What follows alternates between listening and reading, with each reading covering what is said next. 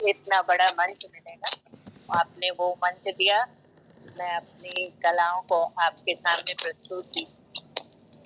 ऐसा है सुधा पांडे जी, मंच तो आपका ही है और इसमें आपको उपस्थित करना मेरा उद्देश्य इस मंच का है। और मैं आपका आभारी हूँ कि आपने हमारे आमंत्रण को स्वीकार किया। हम लोग निस्वार्थ भाव से जुड़े हुए हैं और सिर्फ यह चाहते हैं कि हम जो छुपी हुई प्रतिभा है, जो छिपी हुई सृजन है, उसको हम अपने समाज के सामने ला सकें। इस क्रम में हमारी जो जुनून है आप जैसी प्रतिभाओं को मंच पर लाने का, वह इसी प्रकार पिछले 2 सालों से लगातार होता रहा है। अब आपको मैं बतला दूं कि पूरे देश में पहली बार ऑनलाइन चित्रकला प्रदर्शनी का आयोजन हमने ही किया इसी मंच पर। और आज हमारा सौभाग्य है कि आज आप भी हमारे मंच पर उपस्थित हैं।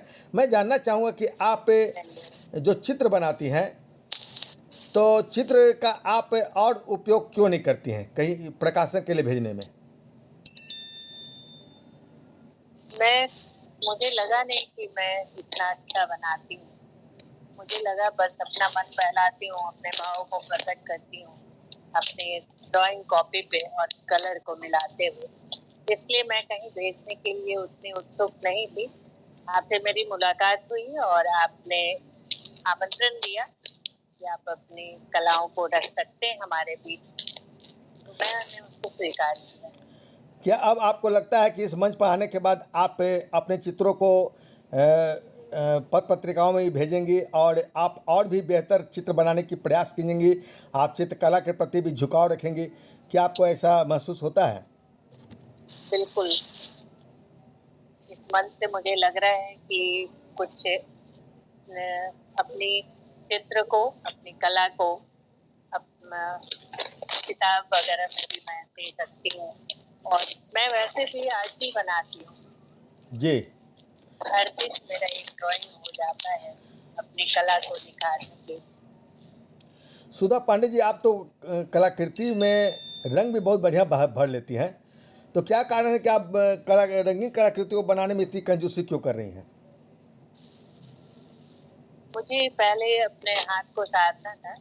स्केचिंग कर करके मैं फ्री हैंड स्केच करती हूँ, मैंने कभी ट्रेस नहीं किया और खुद से ऐसे लाइन करके पहले उसमें पूरी तरह परिपक्व होना चाहती थी। इसलिए मैंने कलर को बाद में लिया और पहले स्केच करना, अपना सही ढंग संवारना उसको। जी जी।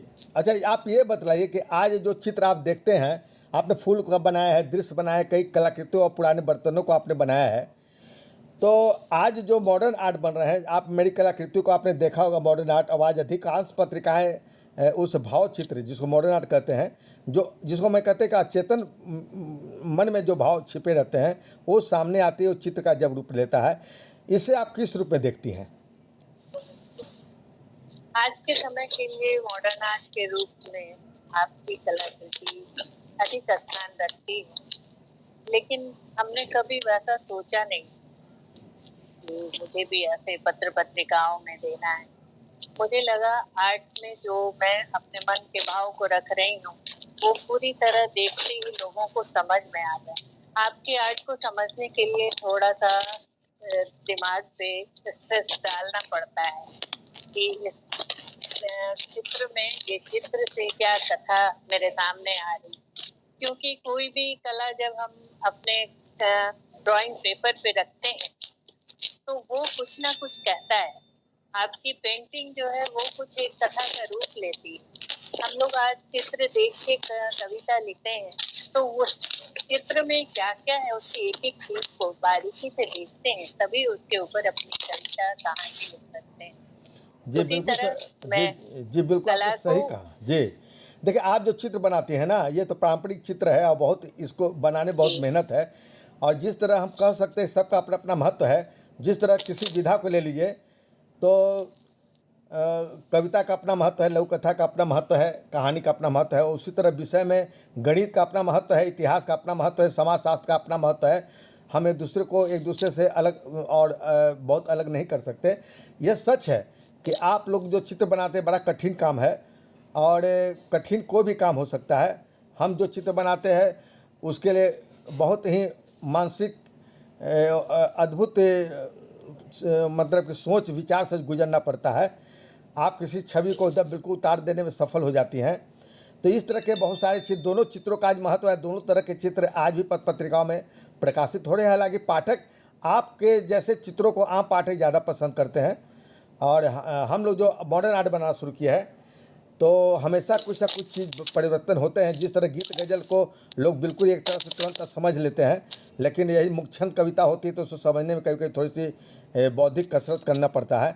तो मैं जानना चाहूँगा आपको कि आप जो आधुनिक जो चित्र है, क्या जी। उसे आम पाठक पसंद करते हैं और उसकी क्या उपयोगिता है? आम पाठक इसलिए पसंद करते हैं कि उसमें रंगों का ज्यादा रंग यूज करते हैं हम लोग उसमें, और उसकी कहानी जो है थोड़ी सी क्लिष्ट होती है। उसकी कहानी को बनाने के लिए दिमाग लगाना पड़ता है, दिमाग पे स्ट्रेस डालना पड़ता है। और हमने जो अपनी कलाकृतियां आपके सामने रखी हैं वो बहुत ही सिंपल ढंग से कोई भी लोग उस पे कुछ लिख सकते हैं। नहीं, समझ लेंगे आसानी से, लेकिन आपके जो चित्र है ना, वो बनाना बहुत कठिन काम है। बड़ी जी। अभ्यास की ज़रूरत है। मैं इस बात को स्वीकार करता हूँ। और उसके लिए कभी कभी बहुत सारे लोग, लेकिन ये भी एक सच्चाई है कि आप जो चित्र बनाते रही हैं, जो पारंपरिक चित्र बनते रहे हैं, तो जो इस कलाकार के अंदर यदि कला बनाने, चित्र बनाने की प्रतिभा है, तो यदि प्रशिक्षण प्राप्त कर लेता है तो वो बना सकता है। लेकिन हमारी जैसी जो कलाकृतियाँ हैं, बहुत से महाविद्यालय के शिक्षकों से हमने संपर्क किया, तो वे सब कुछ बना सकते हैं। कृष्ण भगवान की मूर्ति बना सकते हैं, आपका चित्र हूबहू उतार सकते हैं, लेकिन अमूर्त रूप से जो हम चित्र बनाते हैं मॉडर्न आर्ट, वो शायद वो नहीं बना पाते। तो सब की अपनी अपनी क्षमता, अपनी अपनी विधा है। और कोई यह नहीं कर सकता है कि हम कविता लिखते हैं तो आप कहानी क्यों नहीं लिख सकते, कहानी लिखते हो तो कविता क्यों नहीं लिख सकते। दोनों अपने अपने कठिन कार्य है, एक दूसरे का कार्य देखने में आसान लगता है। तो क्या आपको लगता है कि जो आप जो चित्र बनाते हैं, क्या आपने भी महाविद्यालय या स्कूल से या कहीं से प्रशिक्षण प्राप्त किया है, या कोई कोचिंग संस्थान से आपने प्राप्त किया है? जी नहीं, मैं कहीं वैसा सीखी तो नहीं हूँ, लेकिन फैब्रिक पेंट का मैंने क्लास किया है जी और कपड़े पे कलर मैंने सीखा है करना। जी, बहुत बिल्कुल। कुछ दिन, एक वीक। जी जी, वो आपकी कलाकृतियों में इतनी बारीकी वो देखने से लग जाता है कि बिना प्रशिक्षण प्राप्त किए और बिना इतनी अच्छी माने कि उसमें अभ्यास किए, इतनी अच्छी कलाकृति सामने आ ही नहीं सकती। हम आपको बहुत बहुत धन्यवाद देते हैं हमारे मंच पर आके इतनी अच्छी उपयोगी बात करने के लिए, चित्रकला से लेकर साहित्य तक। अब ये बतलाइए, आप चूँकि साहित्य से भी जुड़ी रही हैं, कविता भी लिखती रही हैं, तो साहित्य के प्रति आपका मोह कैसे जगा? और कविता यानी साहित्य और चित्रकला दोनों में आप सामंजस्य कैसे बिठा लेती हैं? मैं हमेशा रूटीन में रहती हूँ। मैंने पूरे समय तो लोगों को उतना ही मिलता है, 24 घंटे का। उसको आप किस तरह से उपयोग में ला सकते हैं ये आपके ऊपर निर्भर करता है। तो अगर 10 बजे तक आपका किचन का काम खत्म हो जाता है, तो आप उससे 1 घंटे में सिलाई भी कर सकते हैं, दूसरे घंटे में कढ़ाई भी कर सकते हैं। और वैसे समय हमने बांटा है और किसी भी काम को कल से नहीं छोड़ा। आज का काम आज ही किया।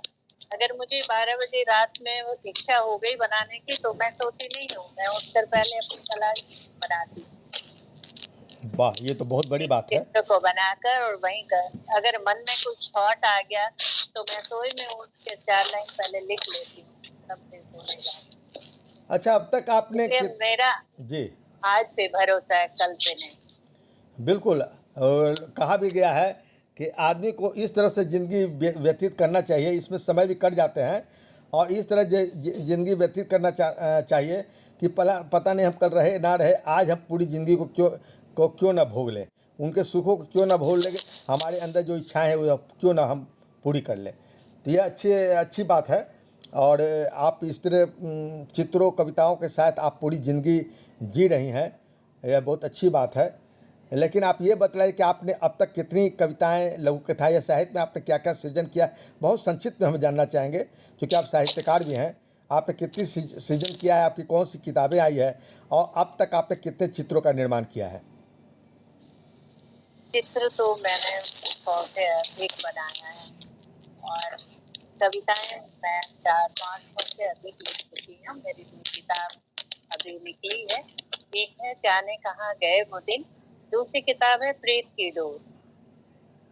और मैं हर दिन कविता भी लिखती हूँ और गाना भी गाती हूँ और अपने पेंटिंग भी करती हूँ। तो बहुत अच्छी बात है। और पेंटिंग कितना बना ली है ये मैं पूछा था। पेंटिंग भी हमने बहुत बनाई, कम से कम 50 होता। तो सुधा जी, आज संगीत सम्मेलन है, आप तो कविता सुनाते रहे, क्या आप गुनगुनाइएगा 2 लाइन किसी फिल्मी गीत को, उसका मैं आपको विदा करूंगा। बिल्कुल। गुनगुनाइए।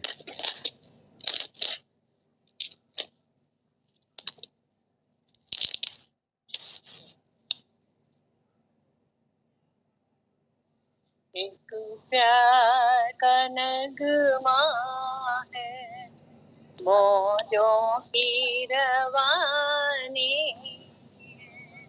जिंदगी और कुछ भी नहीं, तेरी मेरी कहानी है। एक प्यार का नगमा। और आगे गा सकते हैं, याद है क्या? बहुत अच्छा गा रही हैं, सुनने की इच्छा हो रही है जी। मैं दूसरा गाना गा देती हूँ। हाँ, स्वागत है। हाँ, तो संगीत का ही कार्यक्रम है, इसीलिए हम लोग सुनना भी चाहते हैं। मैं ज्यादा भजन गाती हूँ। हाँ, सुनाइए, आप जो फिल्मी सुना सॉन्ग सकती से हैं, भी गाती एक सुनाइए जी। हूँ। मैं बांसुरी तुम्हारी, तुम श्याम बन के आना। मैं बांसुरी तुम्हारी, तुम श्याम बन के आना।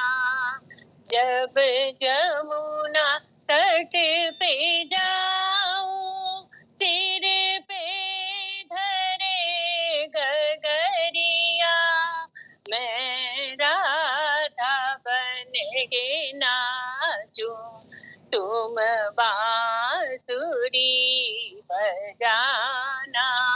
मैं राधा बन के नाचूं, तुम बांसुरी बजाना।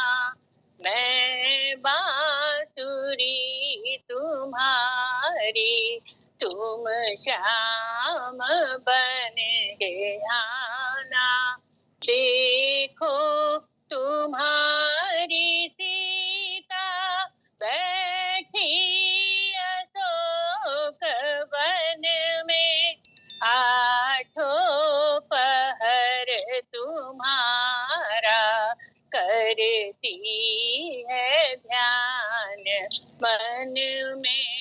आठों पहर तुम्हारा करती है ध्यान मन में।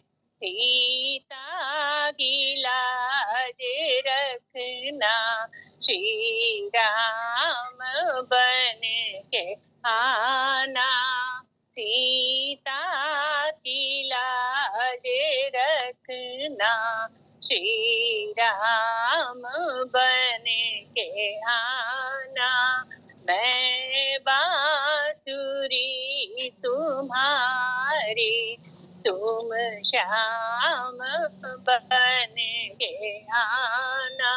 देखो तुम्हारी मीरा बैठी है मन मंदिर में, आठों पहर तुम्हारा करती है ध्यान मन में।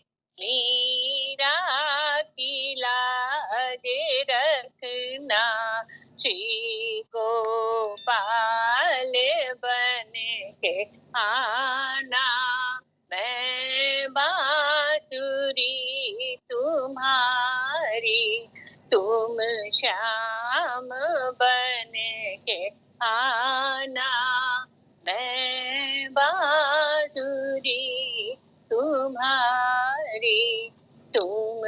श्याम बन के आना।